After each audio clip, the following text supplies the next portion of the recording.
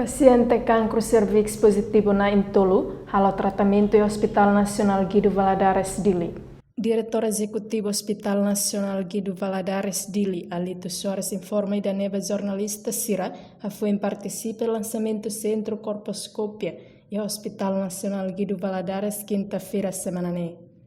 Durante o período semana hiranelar, alola screening baitania malu klubu balu 27 esse número irane yang nain nen mak alo kolposcopia o sisir nain nen e nain tolo etan positivo cancro cervix e se nain sira ala tratamento ya Hospital Guido Valadares ya Departamento de OBGY espera tratamento se continua mas be ponto importante usi unidade irane mak atau halo detecção cedo baitania inafeto sernebeke mais comum risco até cancro cervix.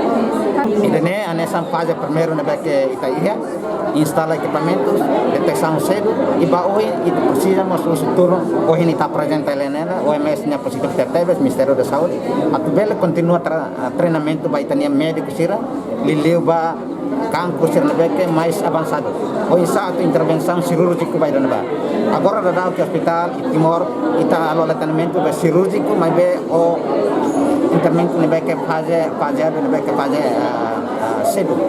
Bebe fase nebe mais avançado lu precisa médico especializado nebe ia experto ba tratamento irane. E liga irane apoio tertebes comentamento uso OMS Ministério da Saúde atubele main continua atubele apoio na parte itane médico sira vai ha facilidade ba treinamento ya tanto railara nomos ia raileo.